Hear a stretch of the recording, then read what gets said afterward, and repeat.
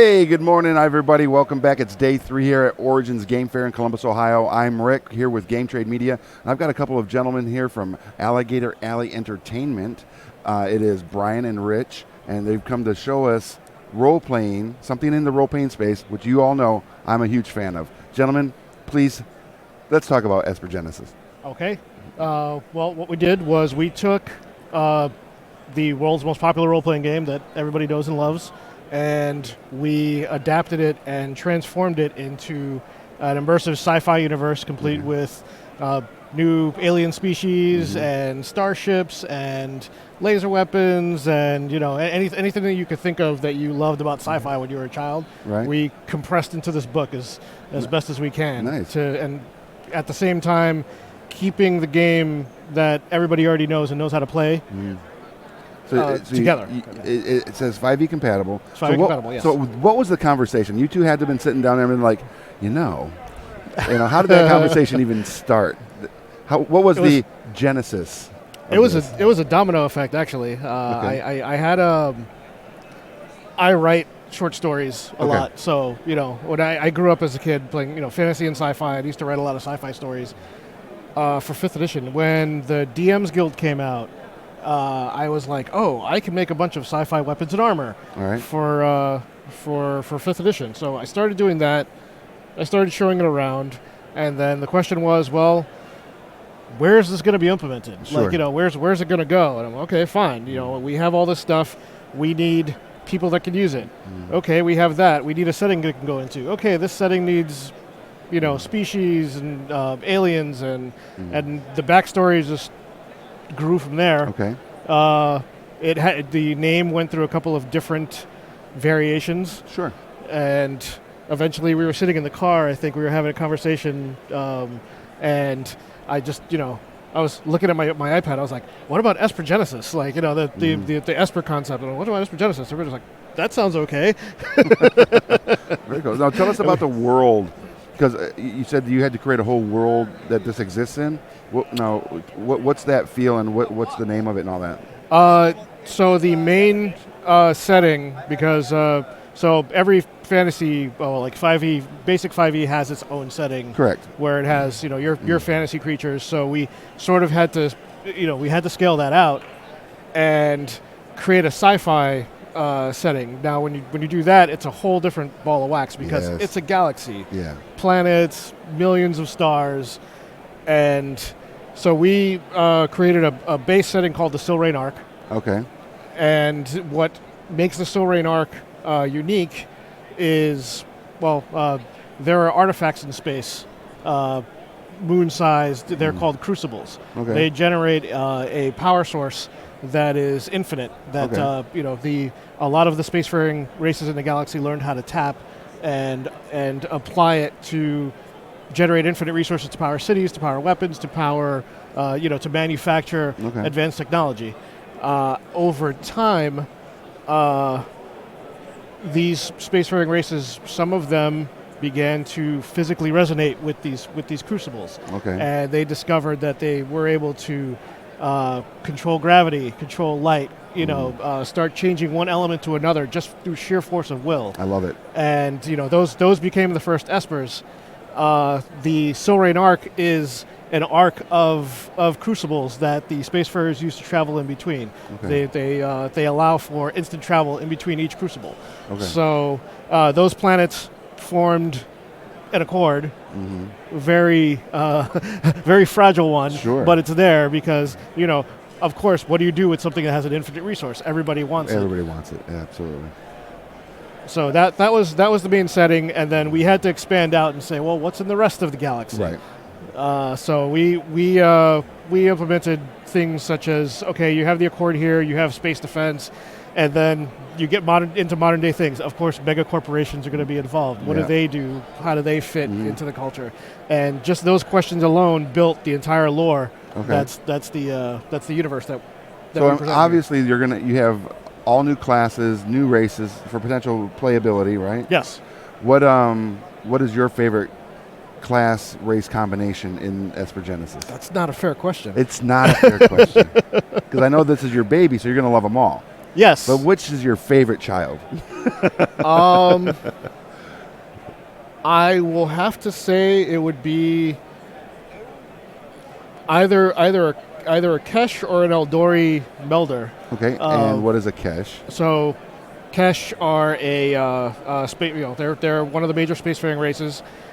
They are able to change their faces, their look to imitate other species. The reason why they do this is because they don't have a history. They're eternally wandering space looking for where they came from. Oh, wow. And what they do is they go and settle on planet to planet to gain information and to absorb culture. And the easiest way to do that is by looking like everybody else. Yeah, of course. The Eldori are they're sort of like a part organic, part they're all organic, but they're like a part plant sort of species. At least their skin is. They are a peaceful species that their moon was one of the crucibles, and when it activated, it devastated their entire ecosystem. Oh my God! And they were exhibiting all of these traits that they couldn't at first control. The majority of them decided to rebuild their homeworld. A small portion of them decided, hey, our gods just gave us this immortal power, to do whatever we need to do. So we're just going to go and try and rule the galaxy. And they became a separate army called the Lorendi. Oh, I'm sorry. Okay. Oops. Nope, no problem. And the Lorendi? Yes. So they're one of the big bad guys. Okay. Of the universe. They are the we are all powerful. Right. We were willed to be all powerful, so you have to be under our rule for your own good. Makes sense. But that's wild. To get into the, I'm sorry. And I was going to say, I was asking Brian the same question. Favorite character class or character race? Well, probably out of the main book. Yeah. A lot of people really like the Matakai, Mm-hmm. who are like giant samurai space lizards, and they're really cool. And I was kind of gravitating toward them, but every role-playing game needs and every fragile alliance needs a set of antagonists. Right. So with the core manual kind of being our player's handbook, right. The next book we got coming out in the series is the Threats Database. Yep. Okay. I believe that's here. Yep, that's it. That's the one. That's the one. Right, there it is. So there's a lot of detail on the Lorendi in there. I do like the Lorendi. Okay. There's a whole bunch of other brand new alien species, antagonists, and allies that are presented in there, and there's a bunch of them in there that are big favorites of mine. Okay. So I'm kind of partial to the Gorvax. Okay. And what are those? The Gorvax are they are, I don't know, a good way to describe it would be like very egotistical, like Wookiee Gurkhas. Interesting. They live on a forest world. They have poisonous claws, and they are brutally honest with each other. They don't have any guile, and they don't respect anybody that doesn't straightforwardly tell the truth. So are they basically kind of like they have no word for please or thank you? It's just give me this, and you know what I mean? If they got a problem with it, they'll tell you straight up. They'll go and tell you all their flaws. These are the things I do not like about you. Oh my God! But within their own communities, they work together collectively, right. And it's a meritocracy. Okay. The more that one can do to benefit the whole, the higher status they have. So it's kind of a competition. Yeah. Oh wow! Because they've all got these egos and they're trying to outdo each other, and that kind of extends out to their relationships with other alien species as well. So they've manufactured these rivalries that some of the other alien species don't even have any idea exist. Oh my God. So they can try to outdo them and one-up them. Oh, that's hilarious. I like them. They're really good. And then we have the Zek, who are kind of these small, armored, kind of a rodent-like species. Okay, like an armadillo-esque? Kind of like a pangolin. Oh, okay. Like a cross between like a pangolin and a quokka. Wow. And they, their home capital was destroyed by a meteor. Okay.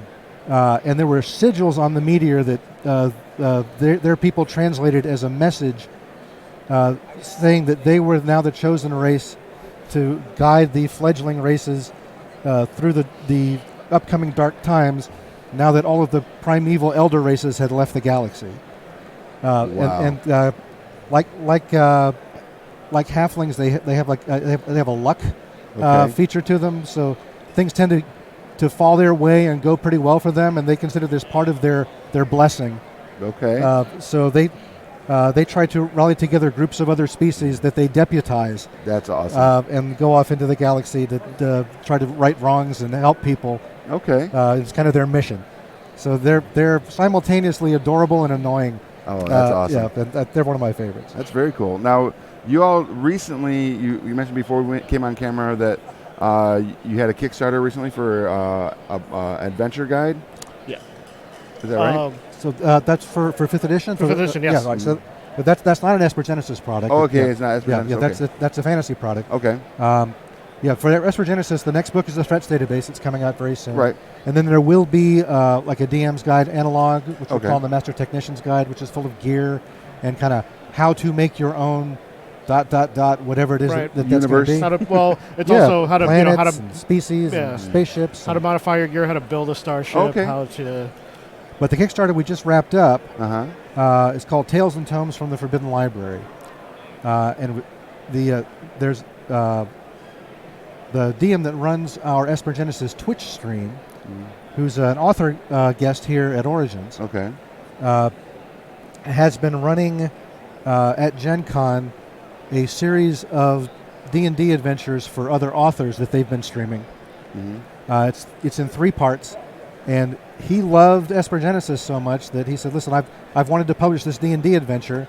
Would you guys be willing to take a look at it and see if you'd want to publish it?" And we loved it, and Okay. it's set in an Adventurers Academy library. Okay. It's been sealed off and forbidden for the students or anyone to go into for 20 years because something really bad happened a long time ago. All right. So it's all about how the player characters who are students are going into this forbidden library to try to find out what happened. And it's a level 1 to 3 kind of introductory adventure to 5th edition. Okay. But the really cool thing beyond that is the whole back half of the book is an appendix of mystical and unique books that you might find on the shelf of this library. Okay. And those book descriptions were contributed to us by a huge list of amazing, well-known and up-and-coming RPG writers in our industry, including people like Ed Greenwood, the creator of Forgotten Realms, and Ken Hite, John Wick, Matt Forbeck, authors like Kat Rambo and Carlos Hernandez, and it's a really big, long list, and they've all put in descriptions of books. Okay. And they're working independently, and then they're following just a little template. But the books we've received back are absolutely amazing. Okay. And that's going to be our first product in kind of a new line featuring this Adventurers Academy. And the books are great. The books alone allow you to just to spoil one of them. One of the ones that I remember it's called the Unabridged Autobiography. It's a cursed book. So when you pick it up, the pages are blank, but they immediately start to fill with all of the backgrounds of your life story, including all of the uncomfortable things you wouldn't want anybody to know in your handwriting. Nice. Okay. That's neat little things like that. Yeah, that's a little scary. Yeah. I wouldn't want that. Interesting. All right. And that's just going. Our backer kit for that is just starting to open up. It'll be open probably this coming week. Yeah. Okay. We had 1,000 backers back the project. Nice. And it'll be coming out, we think, in August or September. Okay. So if anybody wanted to get on the backer kit, they can go to your website or your Facebook page. Alligator Alley Entertainment.com. Will take us right there. All right. And then, of course, you said around August it'll be out, August, September? Yeah. We were hoping for a Gen Con debut, but we've had some issues with our printer is doing a retool in the middle of our window, so it set us back a little bit. That makes sense. But it'll be out, we think, in August, September. Okay. And you brought I see another book on the table here. What is that? This is Witch Hunter of the Invisible World, 2nd edition. Okay. Let me go ahead and grab that real quick. Sure. I'm going to put it right up here. So this is RPG line that's been in existence for a while. Our business partner, Eric Weiner, used to be with Paradigm Concepts, role-playing game publisher that did the Arcanus line of D&D and their own proprietary system fantasy campaign setting. And this was their other system, which is it's kind of a Solomon Kane-esque Grimm. If you ever watched the series Grimm. Oh, absolutely. All right, so it's Grimm set in Solomon Kane times. So there are certain individuals that have been gifted with the ability to see the invisible world and all of the evil spirits that are afflicting mankind, and they've been charged with divine power to fight against these things. Okay. And they're organized into different orders and septs, and they get power from different religious institutions to combat evil. Okay. So it's a game of Gothic colonial horror. Oh, that's cool. That's our other line. All right, very cool. Now, if anybody's here at Origins watching and on their phones or in their rooms, on their computers, and they want to come and see where you're located here at the show to pick up some stuff, where can they go? So we are right next door to the Game Trade Media booth. What? At the Studio 2 Entertainment booth number 823. Okay, very cool. And if anybody wanted to find out or keep track of all the cool projects you all are working on over at Alligator Alley Entertainment, where can they go to see all that stuff? They can go to alligatorallyentertainment.com. They can find us on Facebook, on Twitter. Okay. Just type in Alligator Alley Entertainment. If you want to learn more about Esper Genesis directly, you can go to espergenesis.com. Okay. We have a witchhunterrpg.com. So we have our main page, and it'll lead you to those side pages as well. But also to throw in Esper Genesis, we also have an organized play campaign, very much like which is called the Crucible Core. Okay. And if you're interested in getting into organized play for Esper Genesis, you can go to the website there. Go to the Crucible Core website and sign up and get your serial number and come into cons and play. There's also organized play for Witch Hunter. Okay. Both of those are being run in the Gathering here at Origins. Nice. Looks like they got everything you need to be a future fighter of all things to keep things. So, Zek. The Zek. Zek. I think that's the one I'm going to really gravitate towards myself, or the giant lizard samurais. Matakai. Everybody loves the Matakai. Yeah, because that just sounds insanely awesome. It's so good. Well, gentlemen, thank you so much for coming and showing us all this cool stuff, and I hope you have a wonderful show. Thank you. Thanks and for I look forward to seeing you all at Gen Con. And for all of you watching, make sure you go and check out all the cool stuff that Alligator Alley Entertainment is putting together, and join their world, be part of their community, as you're a part of ours, and we love being a part of yours. I'm Rick here at Origins. I'll see you in just a minute with another great interview.